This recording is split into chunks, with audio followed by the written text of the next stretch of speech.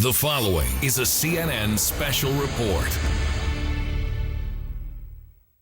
I happen to be the most powerful man in American broadcasting.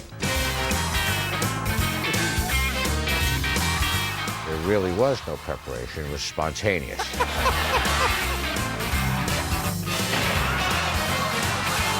Carson was the show. Dave created the anti-show. David Letterman! I have more memories of the Letterman show than of my own life from at that time. Before Kimmel, Conan, It's from the champ. Seth, or Fallon, there was Dave. The king of quips, Hi and welcome to the damn show. stupid pet tricks, and outrageous pranks. It's hard to say what his influence is not. But behind the scenes, it wasn't all laughs. He was devastated. NBC has no use for you people. Wash up and get out. Whoa, hello, this is blackmail. A late-night legend signs off. What this means now is that Paul and I can be married. A CNN special report, David Letterman says goodnight. I still have to do things like answer viewer mail letters, and here's one we received. Viewer mail. Dear David begins, what's the deal with the sneakers? Well, we decided that this letter should be answered in person. David Letterman's trademark bit. It was 1986, and Steve O'Donnell was a writer for Dave's show. If we would get a letter that seemed provocative enough, we would seek them out. I think this is the house right here. Just one example of how Dave changed the game. Let's go on up and see if Colleen is home. Let me just ring the bell here. Doesn't appear that anyone's home. 5 years into its run on NBC, Late Night with David Letterman was both clever and unconventional. Could you show us around the place and maybe show us some of your sister's stuff? What, a closet? Yeah. The brother showed up, and he showed us the girl's room. Let's take a look at her footwear. There's a lot of high-heeled shoes. And then took us to where she worked at the mall. Are you Colleen Boyle? Come here now. And that was a kind of model for spontaneous kind of guerrilla TV making. At the time, that was electric. Conan O'Brien could barely believe it. That just wasn't something you ever saw. The idea of Johnny Carson going into someone's house. Dave, you have to remember, he was wearing like the pleated pants and the Adidas. It was all coming at it from a completely different angle. I think he mowed her lawn. I think he did, yeah. The idea that he had walked out of the TV and into someone's room and was going through their stuff had a huge impact on me. A huge impact on pop culture, comedy, and all the shows that would come after his. Not bad for a boy next door from Indianapolis, Indiana. His dad, Harry, was a florist. His mom, Dorothy, a church secretary. His mother later wrote a cookbook filled with photos of Dave and his two sisters. An all-American family who loved a good laugh and watching television. Our household was full of Arthur Godfrey productions. These boys don't do anything. They just sit in those chairs and keep warm.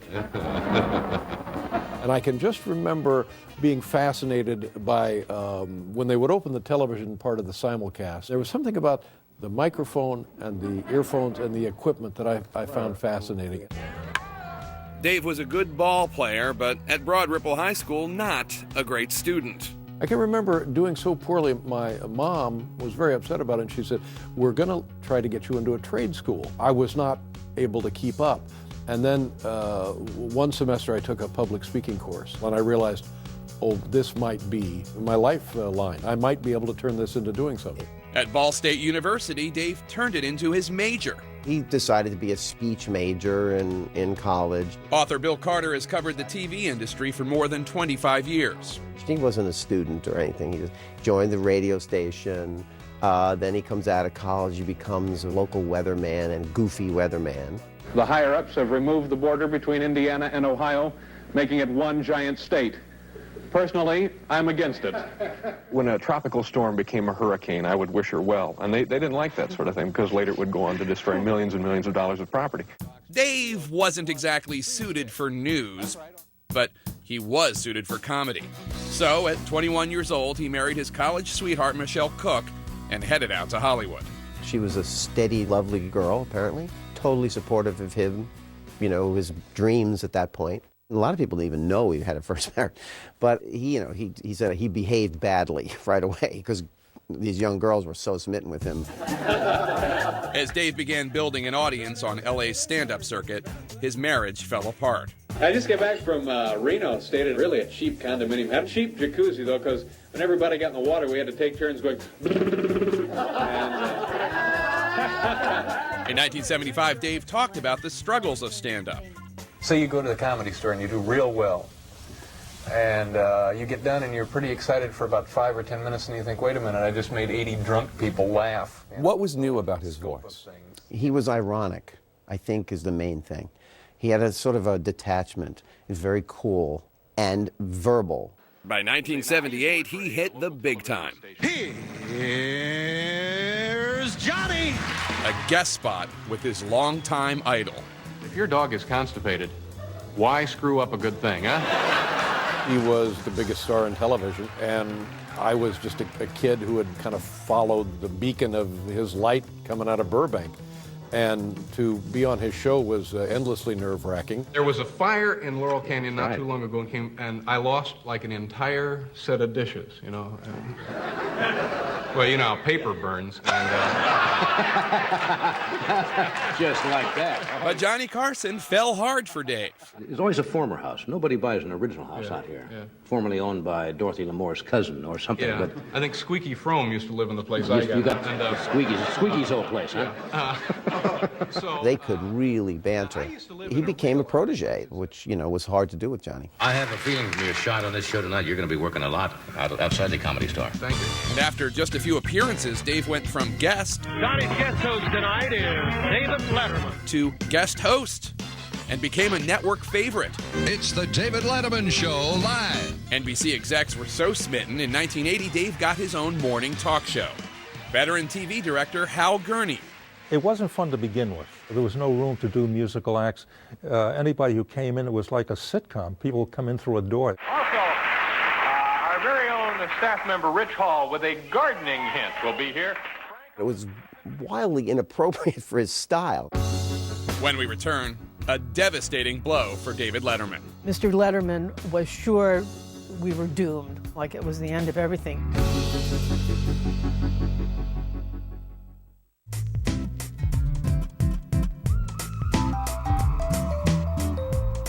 David Letterman! That's David Letterman, hosting a live morning talk show in 1980. Make the thing make noises for us. Now, first of all, why do you have this stuff?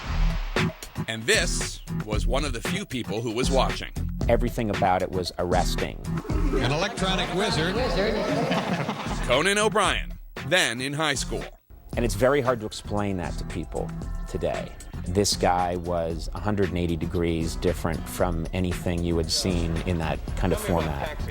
Would you like a tissue? The whole thing felt wrong/perfect. Maybe perfect for Conan, but a poor fit for the time slot. After 4 months, David Letterman was canceled. He thought his career was over. He was about as devastated as you could be. I think he remained for a lot of his career consumed with self-doubt. But NBC brass had other plans for Dave. Dave Letterman, come on, everybody up. In 1982, Dave landed Late Night, airing at 12:30 a.m., right after his hero, Johnny Carson. I love what you've done with the rec room. It's very nice. A dream job, and a time slot so late, he really could do anything he wanted on air. Right over there is the Today Show. This primetime program was my idea, and I'm not wearing pants.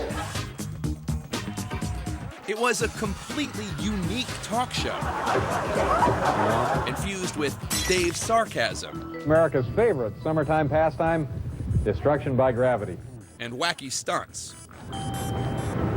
Throwing stuff up buildings. I just remember my friends and I watching that and thinking this is the greatest thing ever. The turkey is a flightless bird. I don't think so. brand new territory for a talk show. Dave broke. He smashed the fourth wall, turning to his own team for inspiration. Biff, what happened? What do you do with the jacket when I'm done with it? I just added to the big ball of sports coats. Do you have any questions?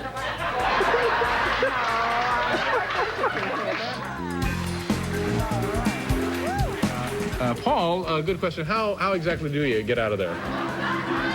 There really was no preparation. It was spontaneous. We're just going to bust him. I love Paul. He always has kind of the perfect reaction. And I love the rhythm that they have together. Here he is again, folks. What's his name? No, it's Paul. Band leader and sidekick, Paul Schaefer. You're giving me the one-name treatment What's now? that? What's Just that? Paul? First shows, I didn't, have anything to say. So I inserted myself, and just one day started talking. And Dave got a kick out of it. You know, Paul, I used to do weather on TV. You did? That's in- funny, because I used to be a swimsuit model. He said, yeah, hey, that was great. After the show, he said, do more of that. I've watched Johnny Carson. And you are no Johnny Carson. Sometimes we had a bigger audience than the Tonight Show. And then he started a routine with you, where he would talk to you during the show. Hal?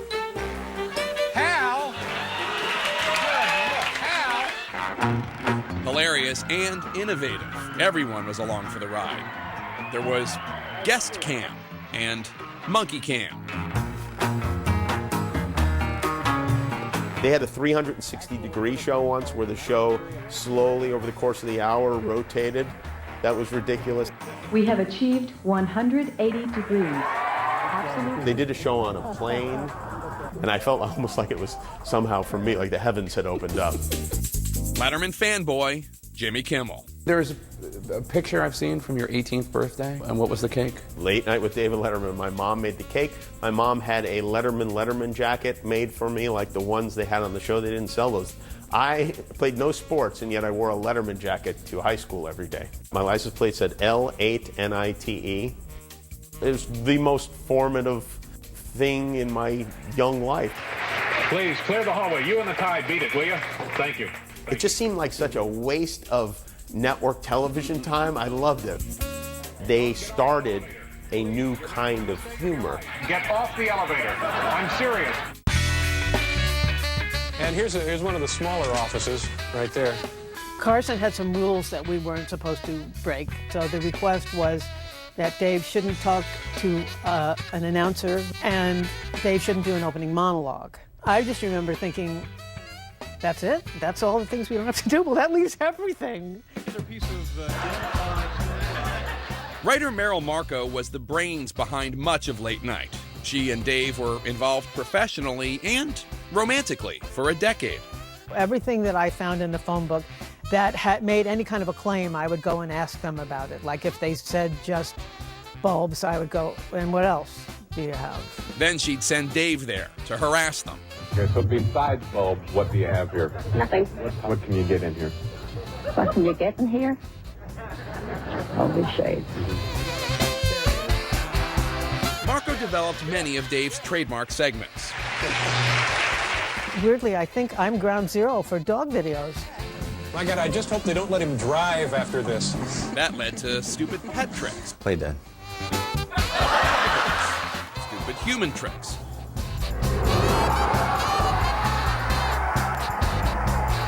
And viewer mail. Letter number one. My dream job was to work for David Letterman. In 1985, Conan O'Brien tried to get a job as a writer on the show. It was between me and one other guy from Oklahoma, trying to be a mass murderer, but a very prolific mass murderer. And they went with the other guy, and I was crushed. I had a dizzy dozen years. Craziest job I ever had. Steve O'Donnell, though not a mass murderer, got one of those coveted writing gigs. I mean, there's the exhilaration of being like a cult college dorm type show, but it wasn't necessarily clear that it would go on for a long, long time. Go ahead. O'Donnell and the team came up with most of Dave's crazy get-ups. We have 3,400 Alka-Seltzer tablets on this fine piece of clothing. We did a bunch of stunt-like suits that were partly inspired by Steve Alley. I got the suit of chips on here, and when I come out, I'll pass among you folks. Just snack your brains out. And crafted Dave's classic top 10 lists. On the first one, top 10 words that almost rhyme with peas. And the number one word that almost rhymes with peas, according to our poll, is meats. Yes, that was supposed to be absurd. 2, 1, ignition. Off the charts absurd, but arguably Dave's funniest material, were his remotes, pranks outside the studio. Hey, I just want to ask you a couple of questions. What do you do for a living? I'm a mailman. Do me a favor. Get into the fountain. Get into it? Come on, get in. If you get fired, I'll get you a job. All right, now just get in. Come on. No one knew who he was because he was this guy on at 12:30 at night. And I do remember where a lady suddenly went, "Wait a second, I know you." That's right, I'm Chevy Chase. Nice to see you. You mean we need authorization to drop off a fruit basket? Dave began taking remotes to a whole new level when he mocked his own network. Oh, this is going to be fun to work with these people, isn't it? To drop off a fruit basket, you need paperwork. When he did the famous thing when GE took over and he brings a gift basket to them, the guy wouldn't shake his hand.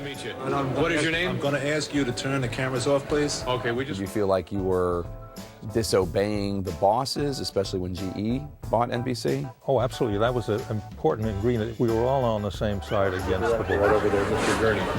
They took it personally. I think, you know, he hurt his own future that way. Here's Dave who wants to succeed, Johnny Carson, more than anything. Dave, don't move body and driveway until... Here's the people who are going to make the decision about, and you are alienating them? You bet it's a GE. David Letterman! But the audience loved Dave. After a year on the air, he was everywhere. Late Night, once a cult hit, became must-see TV. But Dave never relaxed. Having been canceled once, he felt another cancellation was imminent. He just felt like there was an axe over his head. He was waiting for it to drop. Ahead, the axe drops. The war for late night.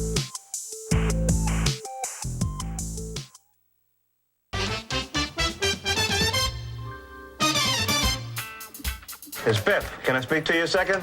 Will you people leave me alone? This is an experiment, damn it. The stuff on the right side is tingling. It's tingling. You know what that means? It's working. That's what that means. David Letterman could seemingly find humor anywhere. There you go. Oh, God. What's wrong, Molly? Look who's here. And by the late 80s, all the cool kids wanted to hang with Dave, including fellow comic Jay Leno, who had come up with Letterman doing stand-up in the 70s. I'm not the kind of guy to brag, certainly. Leno was our dream guest. Whatever else was going on in some week or month, we'd go, well, we got Leno next Thursday. It led to Jay getting the job as the permanent substitute host for Johnny because he was so good with Dave. There's Jay Leno! You know, we could get in a two-shot here. We could actually send the crew home. Movie stars wanted in with Dave, too, but they got no special treatment. Go ahead and turn the pig on. Please welcome Cher. He was suspicious of celebrity.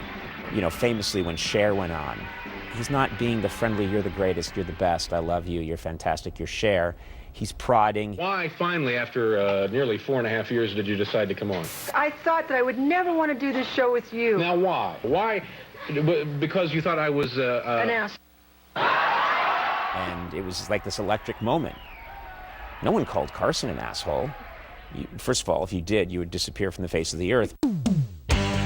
Dave was on a roll.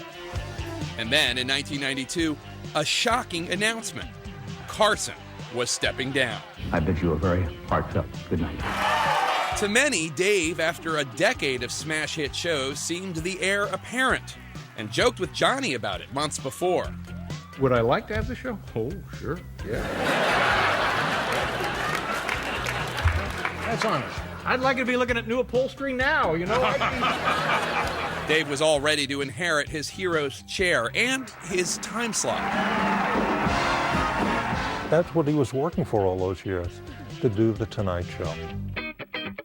But unbeknownst to Dave and the rest of the world, NBC executives had another comedian in mind. When did it become clear to Dave that he was not going to get this dream job? They came to New York to talk to him, and we love you, and we want to keep you where you are. And he just says, well, that's unacceptable, and I want out of my contract, and walks out of the room. Making it even worse, the comic NBC favored was Jay Leno, who Dave had helped boost to success. You ever tell a little white lie and it gets you into a lot of trouble? Bill Carter wrote a best-selling book about the battle for late night, and he says NBC execs had doubts about Letterman. They thought, oh, it's, he's so experimental. Can he do the Tonight Show format? And Jay, they had a guy who would do anything. Anything they asked, times 10. And they looked at that and said, why can't we have both? We'll give Leno the Tonight, and we'll keep Dave. Hey, freeze! But Dave would have none of it. And public jostling for the Tonight Show went on for months. You know, we were on at 12:30. We did okay. We did pretty well. I guess it was just this odd dynamic. NBC and myself, Jay Leno and myself, and you had like an ongoing soap opera, and then politics of it, the strategy of it, the big guy, the little guy, the one guy didn't get the job, the other guy did. Ultimately, Leno got the gig. Now, why would someone claim to be a prostitute? Dave was crushed. He was devastated. He was devastated. There's a lot of people who say Jay was this wild, creative comic and decided to become a mainstream comic. And Jay calculated very smartly what you need to do. If you think about a late night show at 11:30, Jay wanted to win. It played out in an interesting way. Dave didn't play the game. Jay got the show. You're lovely. All right. Enjoy yourselves. I'll be right back. Dave's relationship with NBC became fractured. But all the other networks came a-courting. We went to Los Angeles once and had these meetings with these people, and I think that what made the real difference is they would bring in plates of fresh fruit, and it was first-rate produce. And I think that impressed you. Not me, but I think that impressed every other bonehead that came in. Ultimately, he gets the most powerful agent in Hollywood to represent him. Yeah, that's where Ovitz came up with this idea that if it doesn't play it at 11:30, there's a $50 million penalty. That's how they got around that. CBS said, well, we're going to make you the signature star of the network. I mean, you're going to be the guy for us. Coming up, Dave rolls the dice. He was worried about going to a new venue. The CBS thing was a kind of a gamble. I checked this now with the CBS attorneys, and legally I can continue to call myself Dave.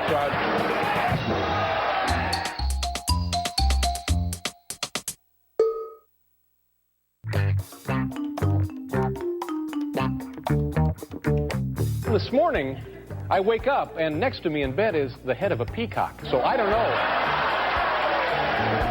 Broadway's Ed Sullivan Theater. It's a marvelous, wonderful edifice, and we couldn't be happier to be here. August 1993. The thing that spooked Dave more than anything else was the double balcony, and it was enormous. Ladies and gentlemen, we have a wonderful program tonight. Bill Murray, Billy Joel. Dave's first night on a new network. Welcome to old Broadway, baby. In a new time slot. When the dust of the late-night wars settled, Jay Leno had The Tonight Show, and Dave had a multi-million-dollar deal with CBS. It was a risky move. CBS did not have anything in their history of late night. So Letterman comes on. His first couple of months on the air was absolute can't-miss television. It's a joke, okay? It's me, you jerk. Every single night. He just killed it. What is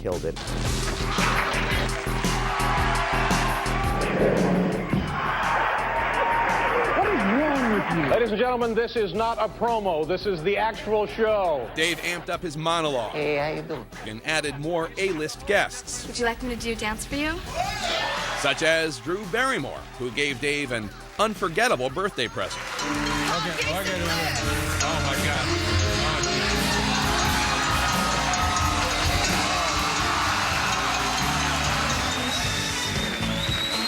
We had Madonna on, one of my favorite reaction shots. And Madonna, for some reason, thought it'd be funny if she used the F word over and over and over again. And it got tiresome. Actually, I brought something to, make a point. All right, okay, good. You are always with me on the show. And in the middle of all this, the F words, there was an elderly woman and her husband sitting in the audience, and I had a shot of her, and they got a big, big laugh. Turn the volume down immediately. She can't be stopped.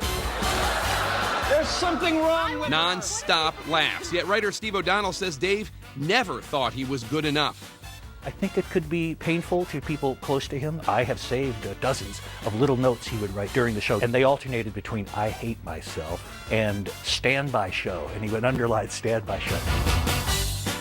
Even as he worried about his own success on CBS, Dave paid it forward, just as Carson had done for him. You better be as good as Letterman. I'll give it a shot. All right, we should maybe put him away. Conan O'Brien was a virtual unknown when he replaced Dave on NBC's Late Night. I was being pummeled to death on television every night. Hey, Jared! I'd only been on the air just a couple of months, and Dave came on as a guest. And that was a huge deal. When I first got this job, I came here to 30 Rock. How did you get this job, by the way? So, always indebted to him for that. Would you care for a free taco? Dave delivered everywhere he went, and for a couple years he was golden. Going head-to-head with his old pal at NBC at 11:30 and winning. From the NBC studios in Burbank. That is, until a shocking celebrity scandal in 1995. Question number one.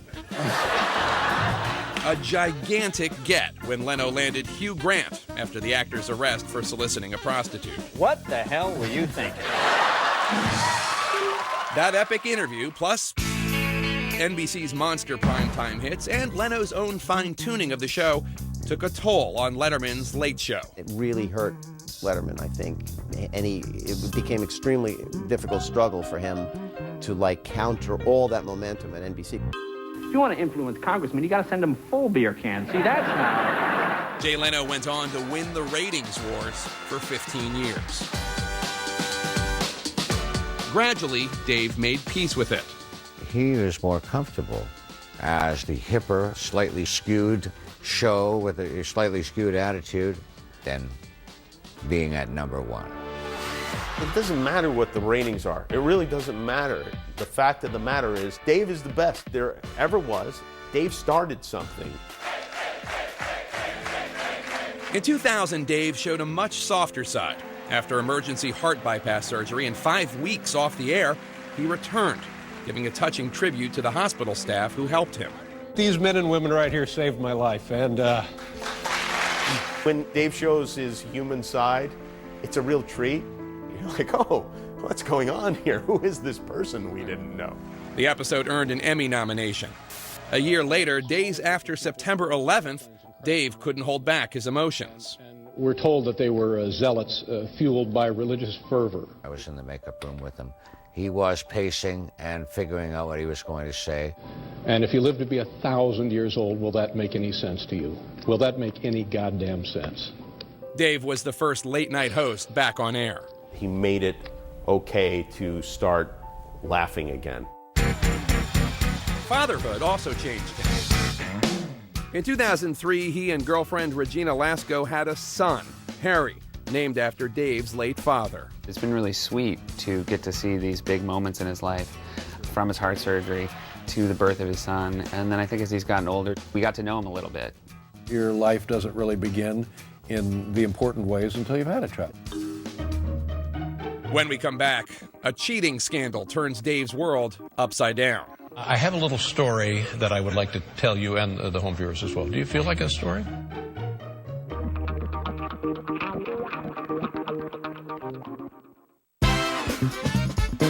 Thank you very much for being on the program again. You know, it's been 3 years since the last time you were on the show, and I will just say right off the top here, you look different than I remember you. The Late Show, January 2009. Joaquin Phoenix was acting crazy. What do you have them on? I'm sorry? What do you gas them up with? It was like watching a surgeon, a really good surgeon. It was better than that. It wasn't even a surgeon. It was just watching a maestro. Well, can you tell us about your days with the Unabomber? he told you without specifically telling you that he thought that person was a nut. For me, when I see somebody on the show, I have a pretty good idea of whether he's going to like them or not. And it really influences me. If he likes them, I like them. And if he doesn't like them, they're idiots. And Joaquin, I'm sorry you couldn't be here tonight. More than 25 years in the biz, and Dave still nailed it. And when Jay Leno left The Tonight Show a few months later, we have just 2 more shows left to do. You know, Dave crushed his competition for the first time in more than a decade. Ladies and gentlemen, welcome to The Tonight Show with Conan O'Brien. Thank you. There was much drama over at NBC with Conan O'Brien getting The Tonight Show and then Leno wresting it back from him. Good to be home.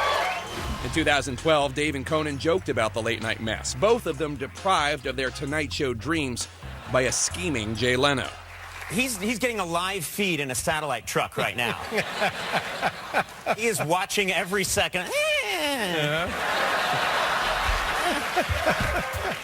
And it was kind of like, here are 2 guys, very successful, nobody should feel bad for them, but they've both kind of been through the same hellish experience because of this other guy. Yeah. It was one of those nice, it was a nice moment that comes along every now and then where everything lines up. What about your relationship with Jay? Because you knew Jay before he demanded that he get his show back. I was assured none of this would come up tonight.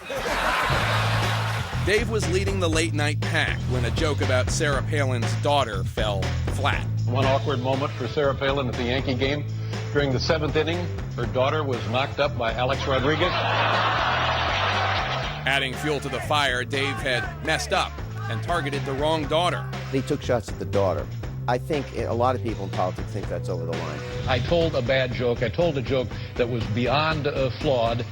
But that joke was nothing compared to what came next that year.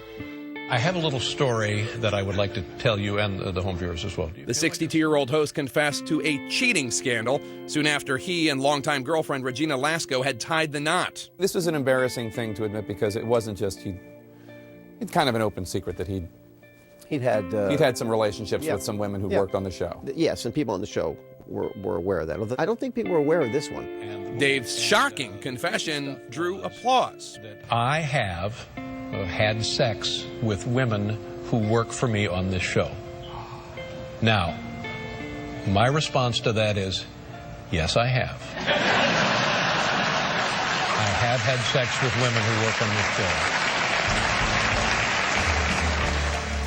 Dave's confession came after an extortion attempt by a CBS producer who demanded millions to keep hush Dave's affairs with staffers.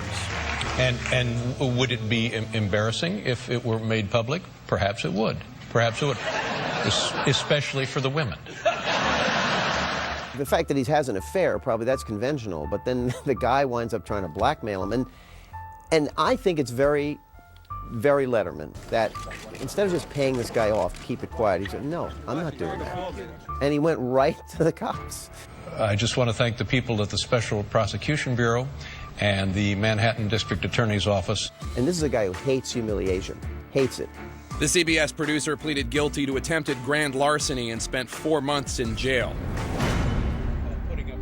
A week after the scandal, Dave apologized to his wife on air. My wife, Regina, she has been horribly hurt by my behavior. And when something happens like that, if you hurt a person and it's your responsibility, you try to fix it. So let me tell you, folks, I got my work cut out for me. Dave called this the lowest point in his life. The couple did reconcile, and they are still together. Talk about electric television. It's just television like nothing else you've ever seen. His ratings went up. His ratings went up for that. But, you know, his ratings have never recovered much from the early days because he's always been playing from behind. And at some point, I think he stopped feeling like he could win. Coming up, Dave. Say it ain't so. So I was goofing around with my son, Harry, and I said, Harry, what if I retire? Why would you retire?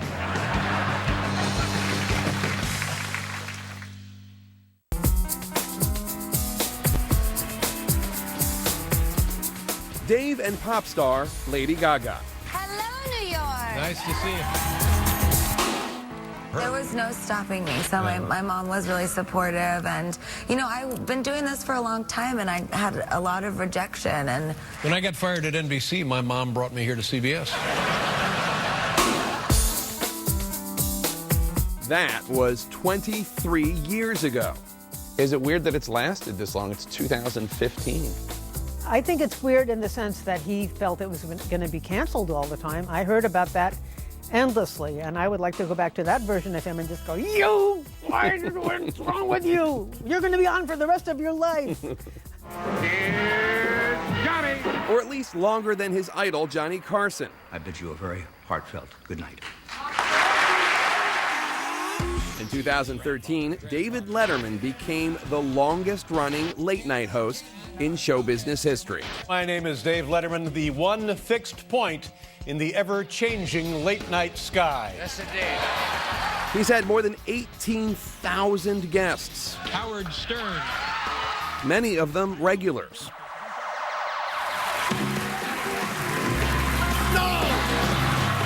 Bill Murray. A little thing right in there. Hit it again. Yeah! Julia Roberts. You know, there was a time, Dave, when I asked you on a date. Wait a minute. Turn off the cameras. Clear the audience. Turn off the cameras. Jerry Seinfeld. Sure, I'm not going to Mexico. You don't care. Yeah, that's right. Why would I? Their food is already here. No. After more than 30 years on air for Letterman, his younger rivals are grabbing those coveted younger viewers. I wanna rock right now. I'm Will Smith, but You know, he's not surprising anyone at this point by being David Letterman. Like, we all know what David Letterman is.